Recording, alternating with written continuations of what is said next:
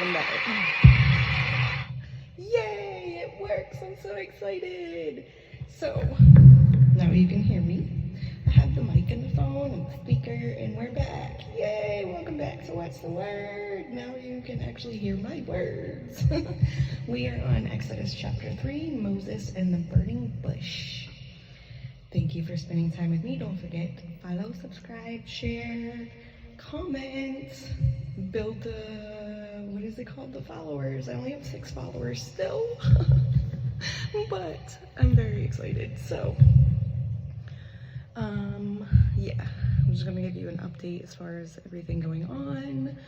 There's not really much to update. I've just been working on stuff.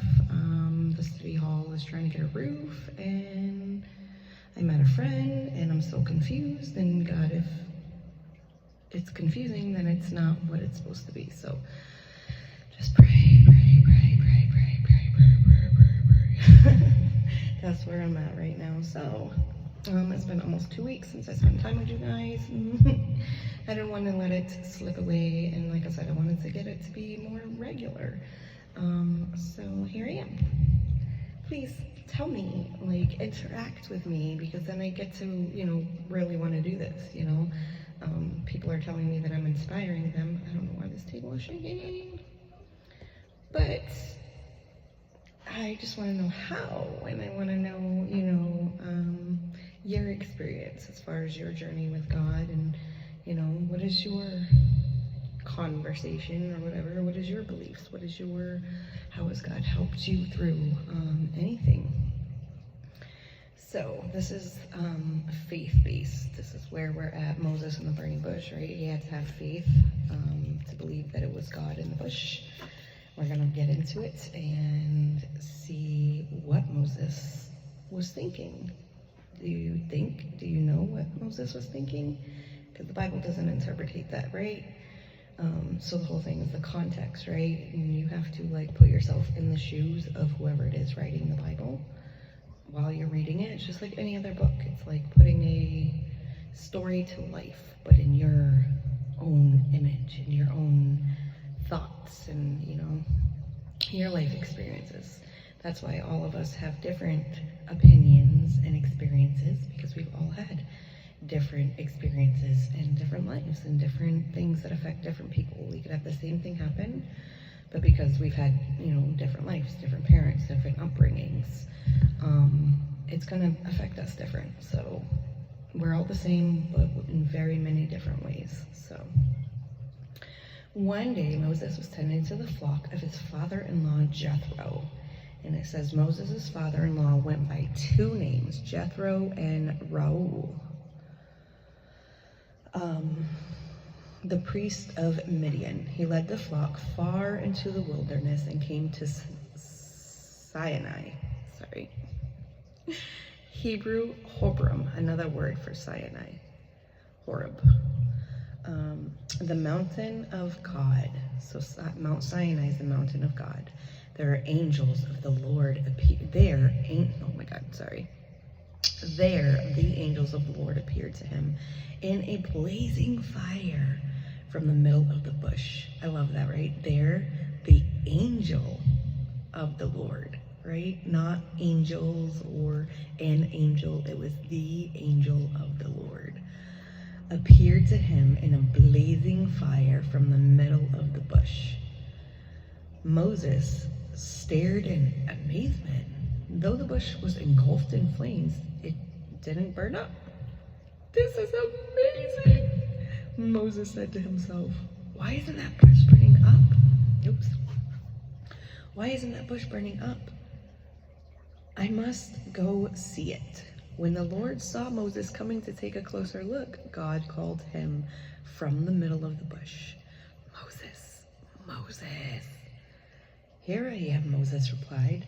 Do not come any closer, the Lord warned.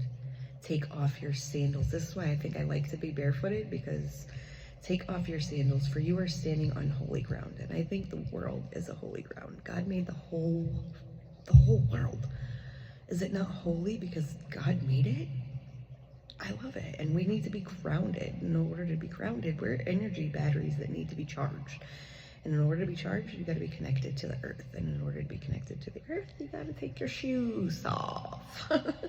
So take your sandals, for you are on the holy ground. I am the God of your father. And Greek version reads, your fathers. I am the God of your father, the God of Abraham, the God of Isaac, and the God of Jacob. When Moses heard this, he covered his face because he was afraid to look at God. But it wasn't God, right? It was the fire. Then the Lord told him, I have certainly seen the oppression of my people in Egypt. I heard their cries and distress because of their harsh slave drivers. Yes, I am aware of their suffering.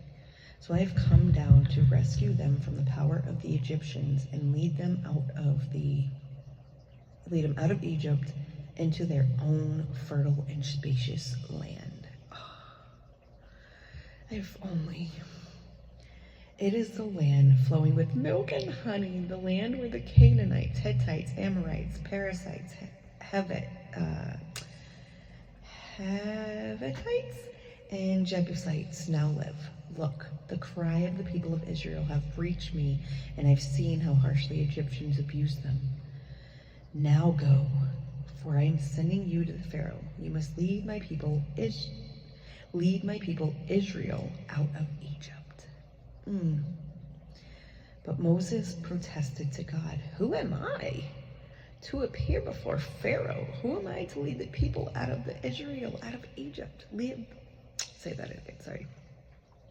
Who am I to lead the people of Israel out of Egypt? God answered, I will be with you, and this is your sign. I am the one who has sent you.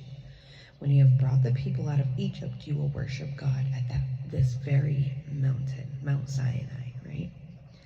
But Moses protested, if I go to the people of Israel and tell them, the God of your ancestors has sent me to you, they will ask, what is his name? They will ask, what is his name?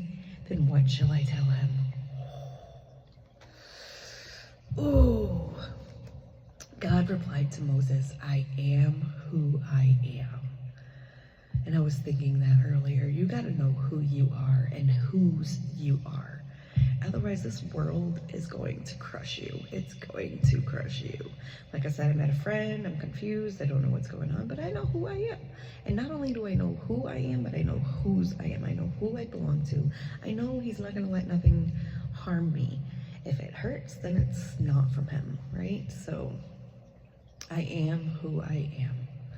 Say this to the people of Israel, I am has sent me to you. God also said to Moses, say this to the people of Israel, Yahweh, Yahweh.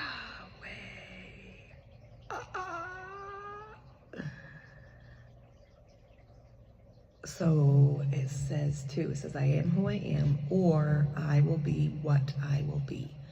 And then Yahweh also in 3:16 is a transliteration of the proper name Yahweh.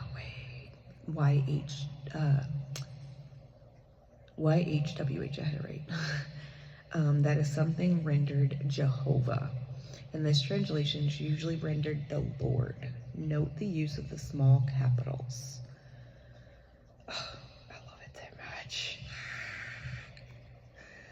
much. The God of your ancestors, the God of Abraham, the God of Isaac, and the God of Jacob has sent me to you. This is my eternal name, my name to remember for all generations. Yahweh, that's the song. Right, oh my God. Now go and call together all the elders of Israel. Tell them, Yahweh, the God of your ancestors, the God of Abraham, Isaac, and Jacob, has appeared to me. He told me, I've been watching closely, and I see how the Egyptians have treated you. I have promised to rescue you from your oppression in Egypt.